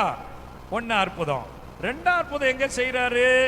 யோவான் எழுதின சுவிசேஷம் 4ஆம் அதிகாரத்துக்கு வந்தீங்கன்னா 46ஆம் வசனம் முதல் 54ஆம் வசனம் வரைக்கும் குறித்து வைத்துக் கொள்ளுங்க, வாசிக்க டைம் இல்லை. யோவான் 4 அதிகாரம் 46 இருந்து 54 வரைக்கும். அதுவும் மறுபடி கானாவூருக்கு வர்றாரு, அங்கே அற்புதம் செய்யறாரு. அதுதான் 2ஆம் அற்புதம்னு போட்டிருக்கு, அப்படித்தானே? முதல் அற்புதம் கானாவூர்ல உள்ள கல்யாண வீட்டில் செய்யறாரு. 2ஆம் அற்புதம் கானாவூர்ல ராஜாவின் குமாரனில் ஒருவனுடைய குமாரனுக்கு, அதாவது ராஜாவினுடைய அரண்மனையில் வேலை செய்யற ஒருவனுடைய குமாரன் வியாதியா இருந்தான், அவனுக்கு ஆண்டவர் சுகம் கொடுத்தார் அப்படின்னு அங்க போட்டிருக்கு. அப்போ 2 அற்புதமும் நடக்கும்போது இயேசு எருசலேமில் அற்புதம் செய்தார், அதை விசுவாசித்தார்கள் இவங்க போட்டிருக்குது. எருசலேமில் அந்த டைம்ல இயேசு என்ன அற்புதம் செய்தார்? நீங்க இந்த வேத பொதிய மறுபடி வீட்டில் போய் நல்லா படிச்சு பார்த்தீங்கன்னா, இயேசு கானாவூருக்கு வந்து அற்புதம் செய்துட்டு 13ஆம் வசனம் சொல்கிறது, மறுபடி கப்பர்நகூமுக்கு போறாங்க, அங்கே சில நாள் தங்குறாங்க. மறுபடி இயேசு மாத்திரம் எருசலேமுக்கு வர்றார். எருசலேமுக்கு வந்து 13ல இருந்து நீங்க 20 வசனம் வரைக்கும் வாசி பார்த்தீங்கன்னா, அந்த தேவ ஆலயத்திலே கள்ளர் குகையாக்கி வச்சு அங்கே புறாக்கள் ஆடு மாடுகள் விற்கிறவங்களை எல்லாம் பலகளை கவிழ்த்து போட்டு துரத்தி அடிக்கிறார். இதைத்தாங்க செய்யறார், ஆலயத்தை சுத்திகரிக்கிறார். ஊழியத்தின் ஆரம்பத்திலே ஒரு முறை நடக்கிறது, கடைசி கட்டத்திலே ஒரு முறை நடக்கிறது. இந்த 3 வருஷத்துக்குள்ள மறுபடி வந்து எல்லாம் செட் ஆயிட்டான், அதனால மறுபடி அடிச்சு துரத்துறார். இந்த ஒரு காரியம் தான் எருசலேமில் அப்ப நடக்கிறது. ஆனால் இயேசு அற்புதம் செய்ததை கண்டு அவர்கள் விசுவாசம் இருக்குது. அது என்ன அற்புதம்? அங்கதான் எருசலேம் அந்த டைம்ல அற்புதமே செய்யலையே யோவான் 2ஆம் அதிகாரத்துல அப்படின்னு தியானிக்கும் போதுதான் ஆவியானவர் யோவான் 20ஆம் அதிகாரம் 30ஆம் வசனத்தை ஞாபகப்படுத்தினார். அங்கே என்ன சொல்லி இருக்கு? யோவான் 20:30, இந்த புஸ்தகத்தில் எழுதியிராத அநேக அற்புதங்களை இயேசு தமது சீசருக்கு முன்பதாக செய்தார். ஒரு அல்லேலூயா சொல்லுங்க. அப்போ யோவான் பெரிய பெரிய அற்புதங்களை தான் நோட் பண்றாரு. இது ஒண்ணு, கல்யாண வீட்டில் நடந்த பெரிய அற்புதம். 2வது அந்த ராஜாவின் குடும்பத்தில் நடந்த அற்புதம், ஃபேமஸான அற்புதத்தை தான் நோட் பண்றாரு.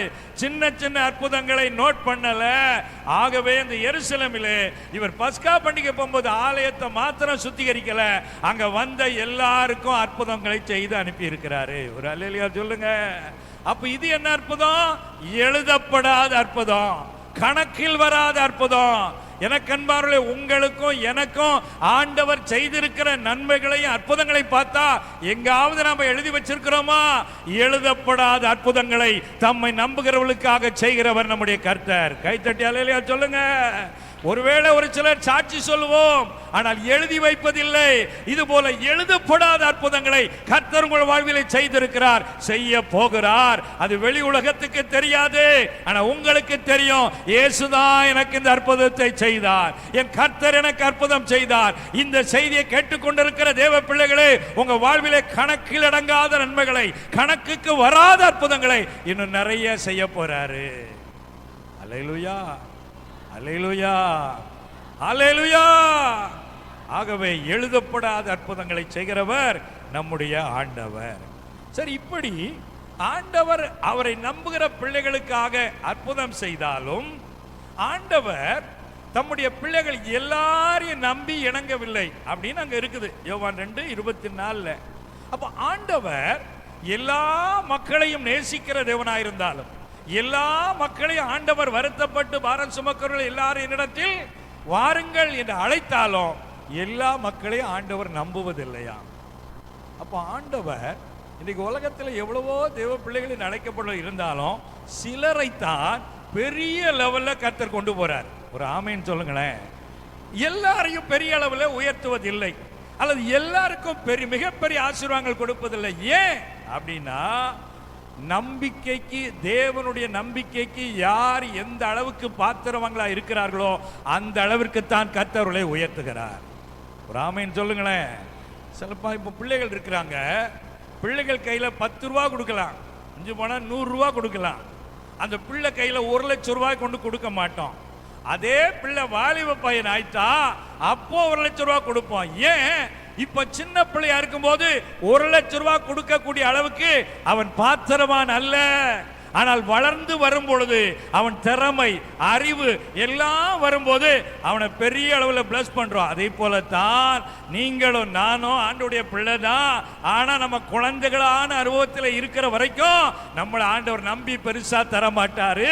நம்ம வளர வளர வளர நம்ம மேல ஆண்டவருக்கு நம்பிக்கை கூட கூடத்தான் மிகப்பெரிய ஆசீர்வாதங்களை தருகிறாரு. எத்தனை பேருக்கு செய்தி புரியுது? அல்லேலூயா சொல்லுங்க. அப்போ உங்களை ஆண்டவர் எந்த அளவுக்கு நம்புறாருங்கிறதா ரொம்ப முக்கியம். உங்களை 1000 ரூபாய்க்கு நம்புவார், 1 லட்சம் ரூபாய்க்கு நம்புறாரா? நம்ப முடியுமா? 10,000 ரூபாய் திடீர்னு கையில் வந்தாலே எங்கேயாவது கொண்டுட்டு ஓடலாம்னு நமக்கு என்ன வருது? 10,000 ரூபாய் கொடுத்த உடனே நமக்கு தேவை இருக்கு, இது குளிர்வா இருந்தாலும் பரவாயில்ல, என்னத்தையா சொல்லி ஆட்டைய போட்டுடலாம் அப்படின்னு சொல்லி ஏமாத்துறோங்கிற என்ன வருது? எப்படி ஆண்டவர் நம்மை நம்புவார்?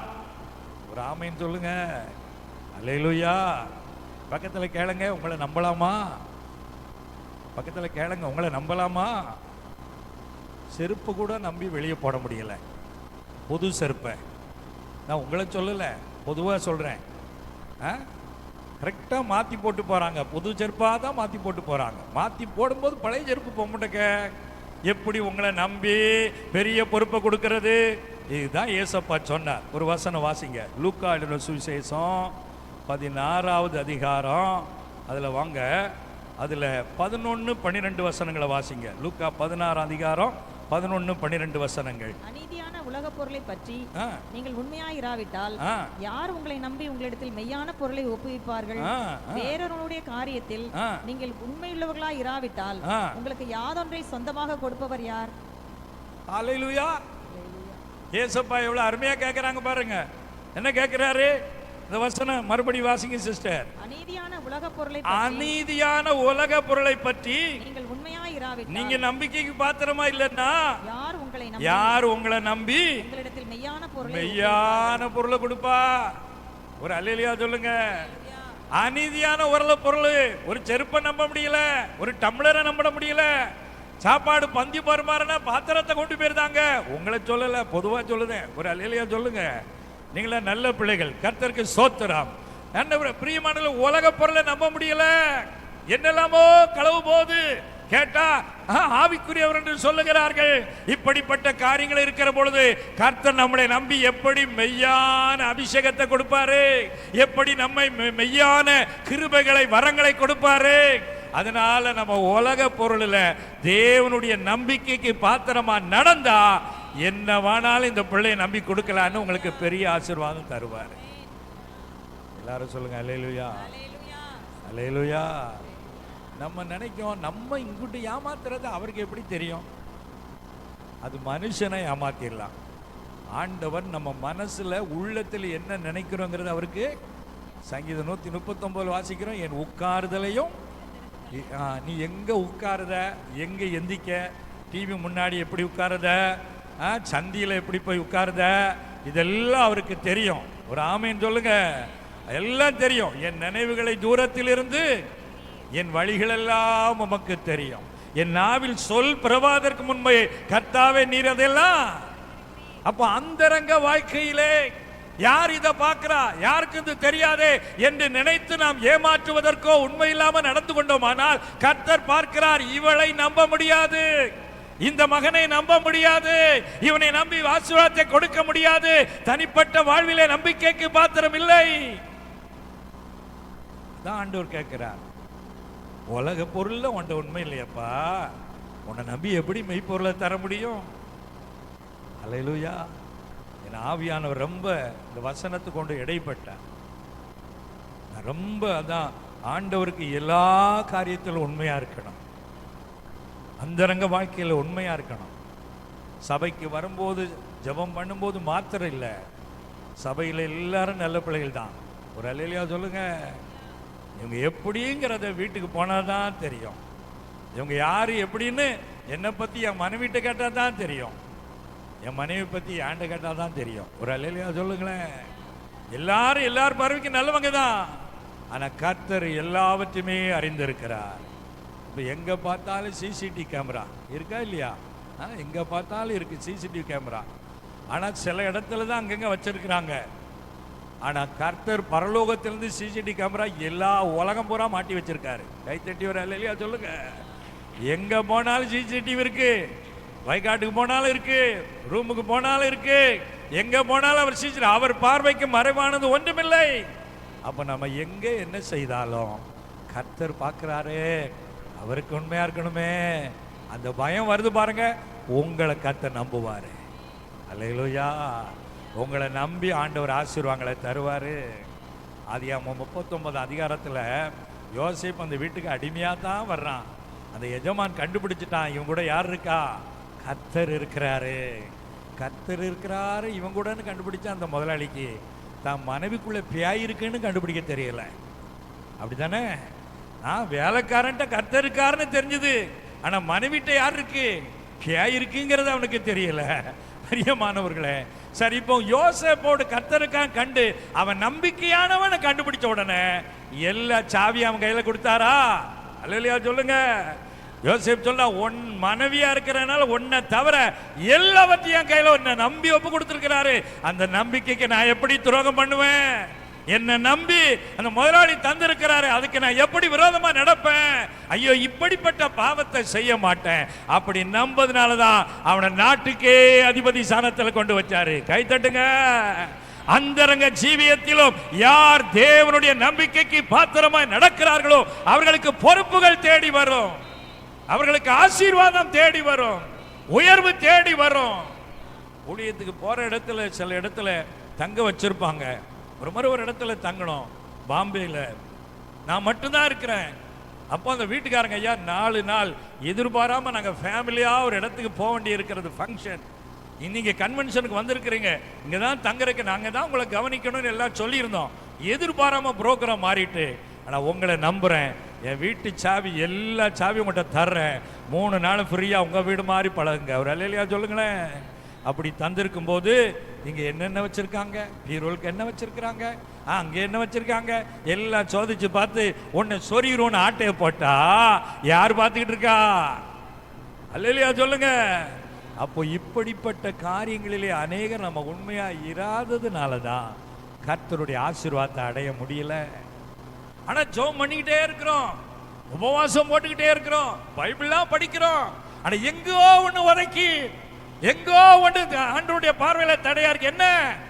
நம்ப முடியலையே, உன்னை நம்ப முடியலையே, உன் பேச்சுல உண்மை இல்லையே, உன் வார்த்தையில உண்மை இல்லையே, என்ன பொருத்தனை பண்ண அதை நிறைவேற்றுங்கிற என்ன இல்லையே, வாங்கின பணத்தை கொடுக்கணுங்கிற என்ன இல்லையே, ஏமாத்த கூடாதுங்கிற என்ன இல்லையே, உன்னை எப்படி நம்புறது? நீ எப்படி என் பிள்ளைன்னு சொல்றது? இந்த ஆண்டவர் கேட்கிறார். ஒரு அல்லேலூயா சொல்லுங்களேன்.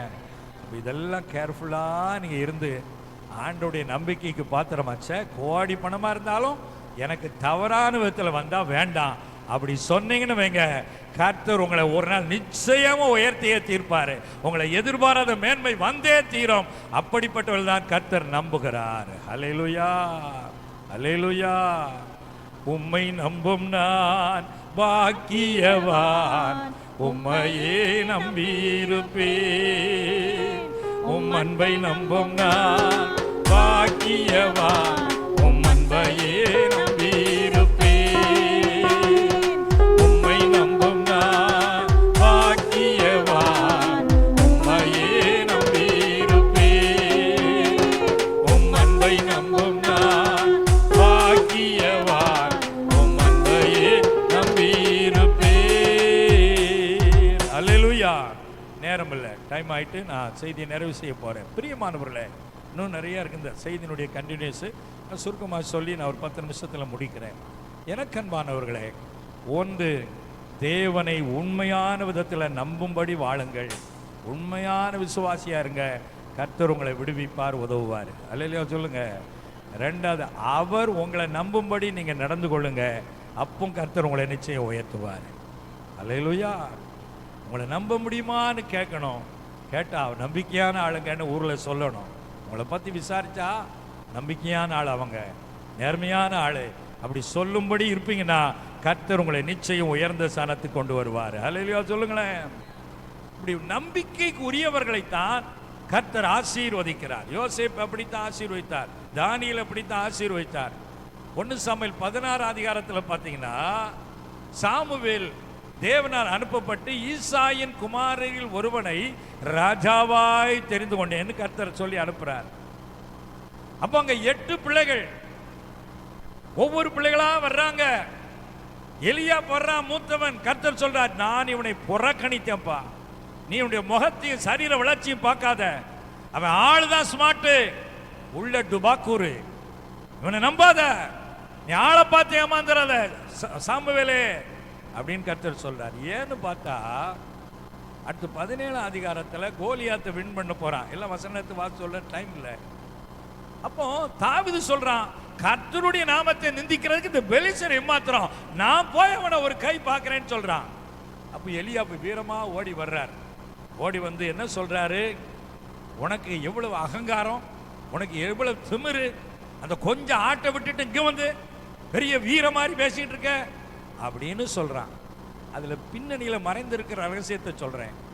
அதாவது அபிஷேகம் ஒருத்த மேல வந்துட்டுதுன்னா 16 அதிகாரத்தில் கர்த்தர் அபிஷேகத்தை கொடுக்கிறார் தாவீதுக்கு.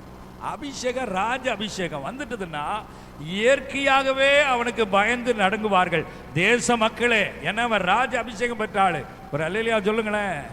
ஆனா எலியா அந்த தாவீதின் மேல் அபிஷேகத்துக்கு கொஞ்சம் கூட மதிப்பு கொடுக்கல, கர்த்தர் மேல் கொஞ்சம் கூட மரியாதை இல்லை, கர்த்தருடைய காரியத்துல கொஞ்சம் கூட விசுவாசம் இல்லை, கோலியாத்தை எதிர்க்கிறதுக்கும் தைரியம் இல்லை, எதுக்க போகிற தாவீதையும் நீ அகங்காரம் பிடிச்சவன் திட்டுறான். இதெல்லாம் பார்த்து தான் கர்த்தர், இவன் வெளியத்தான் ஸ்மார்ட்டா இருக்கான்ப்பா, உள்ளுக்குள்ள என் மேல கொஞ்சம் கூட நம்பிக்கை இல்லை, ஆனா காட்டிலே ஆடுகளை மேய்த்து கொண்டிருந்தாலும் என்னையே நம்பி இரவும் பகலும் துதித்து கொண்டிருக்கிற தாவீது இருக்கிறான், அவனை நான் நம்புகிறேன், அவனுக்கு என் அபிஷேகத்தை கொடுன்னு கர்த்தர் சொல்றாரு. அல்லேலூயா சொல்லுங்களேன். அப்ப நம்புறவங்களுக்கு தான் ஸ்பெஷல் அனாயிட்டிங். கர்த்தருடைய நம்பிக்கைக்கு பாத்திரமா இருந்தா தான் விசேஷ கிருபை. உங்களை நீங்க அடிக்கடி ஆண்டவர் என்ன நம்புவாரா, என்ன ஆண்டவர் நம்பும்படி நான் இருக்கிறேனா டெஸ்ட் பண்ணி பாருங்க. அப்போ உங்க மனசாட்சி சொல்லும், என்ன காரியத்தில் ஆண்டவருக்கு நான் உண்மையா இல்லை, என்ன காரியத்தில் என்கிட்ட தப்பு இருக்கு, என் பேச்சில் கரெக்டாக நான் நடந்துக்கல அப்படின்னு உணர்த்தப்பட்டா அதை ஏசப்பா சமூகத்தில் அமர்ந்து அறிக்கையிட்டு சொல்லுங்க, ஏசப்பா எனக்கு இதெல்லாம் வெளிப்படுத்திட்டீங்க, நன்றியப்பா, நான் தவறா நடந்துட்டேன், என்னை மன்னிச்சிருங்க, இன்னையிலிருந்து இதிலெல்லாம் உண்மையா இருக்கு நான் ஒப்பு கொடுக்குறப்பா அப்படின்னு அதிலிருந்து உண்மையா நடக்க பார்த்தீங்கன்னா கர்த்தர் சீக்கிரமாய் உங்கள் கட்டுகளை எல்லாம் அறுத்து போடுவார், உங்களுக்கு விடுதலை தருவார், உங்களை உயர்த்தி நிச்சயமாய் ஆசீர்வதிப்பார். அல்லேலூயா. நம்பிக்கைக்கு பாத்திரமானவர்களை விடுவிக்கிறார், தம்மை நம்புகிறவர்களை விடுவிக்கிறார், தமது நம்பிக்கைக்கு பாத்திரமானவர்களை விடுவிக்கிறார். அவர் தமது தூதர்களையும் நம்புவதில்லை அப்படின்னு ஒரு வசனம் இருக்கு யோபின் புத்தகத்தில். ஏன் தூதரில் ஒரு கூட்டம் பெருமைக்கு இடம் கொடுத்து சாத்தானுடைய கூட்டமாய் மாறி போய் விட்டது. அதே போல விசுவாசிகளை நாமும் அப்படிப்பட்டவர்களாய் மாறாதபடிக்கு உண்மையாய் ஆண்டவருடைய நம்பிக்கைக்கு பாத்திரமாய் நடக்கும் பொழுது உயர்வுகள் ஆசீர்வாதம் தேடி வரும். அல்லேலூயா சொல்லுங்க. சார், பிரியமான கர்த்தருடைய பிள்ளைகளே, சமீபத்திலே ஆண்டவர் என்னோடு பேசினார் ஒரு காரியத்தை, அதிலிருந்து அந்த செய்தியே வந்தது. நான் ஜெபித்து கொண்டே இருக்கும்போது நானும் என் மனைவியும் ஒவ்வொரு நாளும் சில மணி நேரங்கள் ஜெபத்திலே காத்திருப்போம். நான் தனியாகவும் ஜெபிப்பேன், அவளும் தனியாக ஜெபிப்பான். ஒரு நாளைக்கு பல மணி நேரம் ஜெபத்திலே இருக்கிறோம். ஏன் இருக்கிறோன்னா ஒரு பெரிய எழுப்புதலுக்காக நாங்கள் காத்திருக்கிறோம். வல்லமையான காரியங்கள் தேசத்தில் உலகத்தில் செய்யப்படணும். மாபெரும் ஒரு தரிசனத்தோடு போராடி கொண்டிருக்கிறோம், பல வருஷமாக போராடுறோம். அப்போ இப்படி இருக்கிற சூழ்நிலையில் ஊழியத்தில் சிலர் நண்பர்களாக இருந்தவர்கள் விரோதிகளாக மாறிட்டாங்க. யாருக்கெல்லாம் நான் நன்மை செய்தனோ அவங்களாம் துரோகிகளாக மாறக்கூடிய அளவு மாறிட்டாங்க. ரொம்ப மன உடைஞ்சு ஒரு நாள் அழும்போது தான் ஆண்டவர் பேசினார், அப்பா உன்னை யாருமே நம்பலை, எல்லாரும் உன்னை முறுமுறுத்து புறக்கணிச்சிட்டாங்க, ஆனால் நான் உன்னை நம்புகிறேன் மகனே, உனக்கு நிச்சயம் நான் வல்லமையை தருவேன், நிச்சயம் உன்னை பயன்படுத்துவேன், நீ எனக்கு பிரியமானவனு கர்த்தர் பேசினார். அல்லேலூயா சொல்லுங்க. அப்போ தான் ஆண்டவர்கிட்ட தேம்பி தேம்பி அழுது சொன்னேன், என்னை நீங்கள் நம்பினா போதும் ஆண்டவரே. அதிலிருந்து என் மனசில் பாருங்கள், யார் என்னை பற்றி என்ன சொன்னாலும் கவலையே பட மாட்டேன், என்னை பற்றி அவருக்கு தெரியும். அல்லேலூயா சொல்லுங்களேன். அவருக்கு நான் உண்மையா இருக்கிறேன், அது போதும்னு சொல்லி அதற்கு பின்பு தான் அந்த செய்தியை கொடுத்தாரு. நானும் தேடி தேடி பார்த்த வசனத்துல கர்த்தர் யாரெல்லாம் நம்புறதுக்கு ஒரு சில வசனங்கள் தான் இருக்கு, ஒரு 7-8 வசனம் தான். ஆனா நம்ம ஆண்டவர் நம்புறதுக்கு 100கணக்கான வசனம் இருக்கிறது. அப்ப அது எவ்வளவு முக்கியமான காரியம் பாருங்க. ஆகவே தான் ஆண்டவர் சொன்னார், என்னை நம்ப சொல்லு உண்மையா, என்னுடைய நம்பிக்கைக்கு பாத்திரமா இருக்க சொல்லு, நான் அவர்களை விடுவிக்காமல் இருக்க மாட்டேன், அவர்களை உயர்த்தாமல் இருக்க மாட்டேன், இதை என் மக்களுக்கு சொல்லுன்னு சொன்னாரு. அதனால தான் உங்களுக்கு சொல்லி இருக்கிறேன். எல்லாரும் இப்ப கர்த்தருடைய இந்த நம்பிக்கைக்கு பாத்திரமா ஒப்பு கொடுத்து ஜெபம் பண்ணுவோமா? எல்லாரும் ஜெபிக்கும்படி எழுந்து நிற்போம், ஆண்டவரை நோக்கி பார்ப்போம். நம்புங்கப்பா உந்தன் பிள்ளையை, நம்புங்கப்பா உந்தன் பிள்ளையை, நம்புங்கப்பா உந்தன் பிள்ளையை, நம்புங்கப்பா உந்தன் பிள்ளையை, உம்மை பாடாம நாட்களும் இல்லையே, உம்மை தேடாத நாட்களும் இல்லையே, உம்மை பாடாத நாட்களும் இல்லையே, உம்மை தேடாத நாட்களும் இல்லையே, உம்மை அல்லாமல் யாரை நான் நேசிப்பேன், உமக்காக அல்லாமல் யாருக்காக வாழுவேன், உம்மை அல்லாமல் யாரை நான் நேசிப்பேன், உமக்காக அல்லாமல் யாருக்காக வாழுவேன், நம்புங்கப்பா உந்தன் பிள்ளையை, நம்புங்கப்பா உந்தன் பிள்ளையை, நம்புங்கப்பா உந்தன் பிள்ளையை, நம்புங்கப்பா உந்தன் பிள்ளையை. ஆண்டவரை பார்த்து சொல்லு, என்னை நம்புங்கப்பா, நான் உங்களை நம்புறேன், நீங்க என்ன நம்புங்கப்பா. உங்க நம்பிக்கைக்கு பாத்திரமா நடக்காம இருந்தா என்ன மன்னிச்சிருங்க ஆண்டவரே. இன்னையிலிருந்து நான் உங்க நம்பிக்கைக்கு பாத்திரமான மகனாக நான் வாழ்வேன் ஒப்பு கொடுக்கிறேன் ஆண்டவரே. எத்தனை பேர் அப்படி அர்ப்பணிக்க விரும்புறீங்க? கர்த்தர் ஒவ்வொருவரையும் பார்த்து கொண்டிருக்கிறார். ஒவ்வொருடைய இருதயங்களை ஆராய்ந்து அறிந்திருக்கிற கர்த்தர், நம்முடைய அந்தரங்க வாழ்வை அறிந்திருக்கிற கர்த்தர், அவர் பார்க்கிறார். மகளே, என் நம்பிக்கைக்கு பாத்திரமாய் நீ நடப்பாயானால் நான் யோசேப்பை உயர்த்தின தேவன் உன்னை உயர்த்துவேன். ஹல்லேலூயா, ஹல்லேலூயா. தாவீதுக்கு அவன் குடும்பத்தின் மத்தியிலே அபிஷேகத்தை கொடுத்த ராஜாவாக்கினது போல நான் உன்னை உயர்ந்த ஸ்தானத்துக்கு கொண்டு வருவேன். நீ என்னுடைய நம்பிக்கைக்கு பாத்திரமாய் வாழ்வாயா என்று கர்த்தர் கேட்கிறார். ஆண்டவர்கிட்ட நீங்களே ஒப்பு கொடுத்து ஜெபம் பண்ணுங்க. ஆண்டவரே, உங்க நம்பிக்கைக்கு பாத்திரமா நான் நடப்பேன். ஆண்டவரே, நன்றியப்பா. நம்புங்கப்பா உந்தன் பிள்ளையை, நம்புங்கப்பா உந்தன் பிள்ளையை, ஏசப்பா நம்புங்கப்பா உங்க பிள்ளையை, நம்புங்கப்பா உந்தன் பிள்ளையை, உம்மை அல்லாமல் யாரை நான் நேசிப்பேன், உமக்காக அல்லாமல் யாருக்காக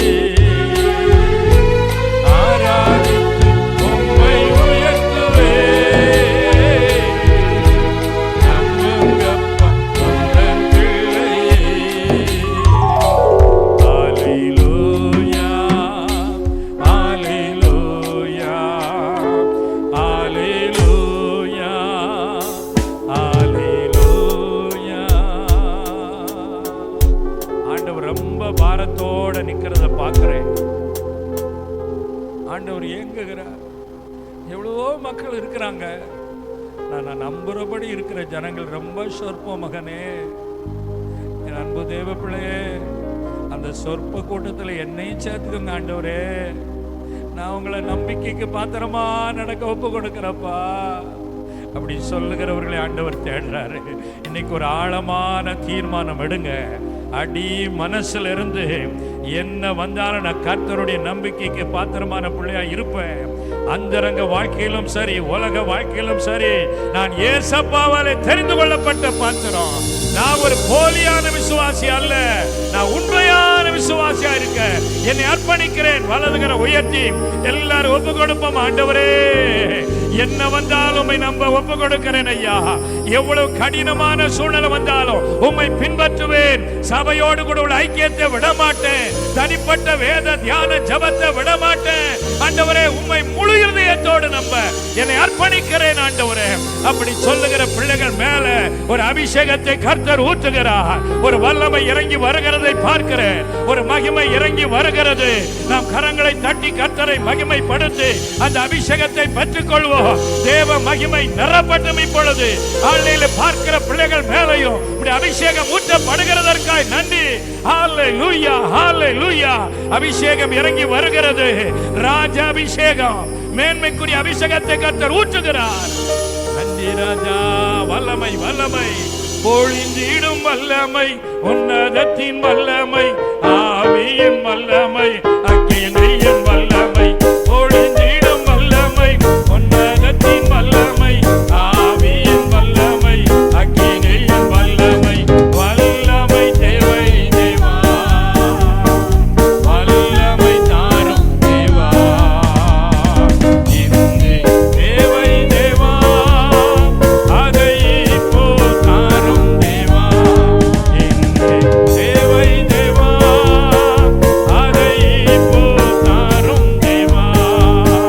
வல்லமை உண்டே உண்டே, அற்புத வல்லமை இயேசுவே ரத்தத்தால்.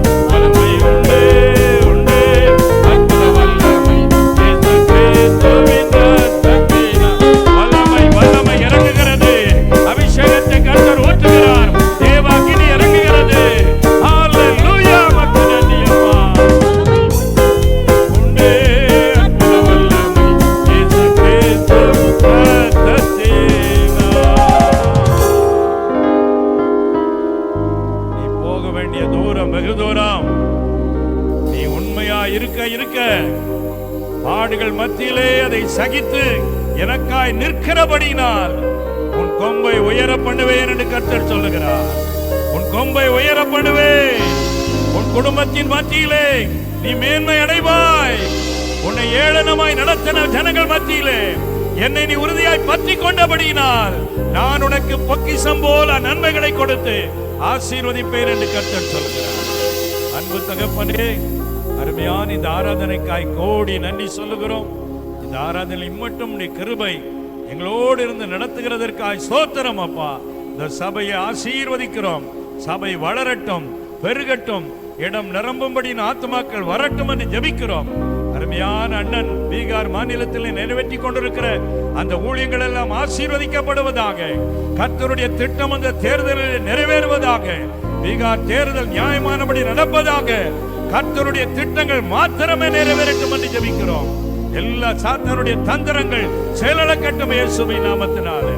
மற்றபடி ஆண்டவரே, இந்த சபையில் இருக்கிற எல்லா தேவ பிள்ளைகளையும் ஆசீர்வதிக்கிறோம். வந்திருக்கிற ஒவ்வொருவரையும் ஆசீர்வதித்து அனுப்புகிறோம். அன்பு சகோதரியையும் குடும்பம் முழுவதையும் கர்த்தர் ஆசீர்வதியும். மகிமை கனத்தை எல்லாம் உமக்கே தருகிறோம். இயேசுவின் நாமத்தில் ஜெபிக்கிறோம் நல்ல பிதாவே, ஆமென், ஆமென். ஒரே ஒரு அறிவிப்பு. கடன் பிரச்சனையிலிருந்து விடுதலை பெறுவது எப்படி அப்படின்னு ஒரு புக்கு எழுதியிருக்கிறேன். ரொம்ப கொண்டு வரல, 4 புக்கு தான் கொண்டு வந்திருக்கிறேன். உங்களுக்கு வேணும்னா சொன்னீங்கன்னா அடுத்து நான் கொண்டு வரலாம். 25 ரூபாய்.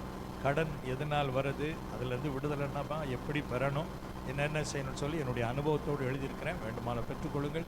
கர்த்தர் உங்களை ஆசீர்வதிப்பாராக. அன்பு சகோதரி அவர்களுக்கும் அண்ணவர்களுக்கும் நன்றி.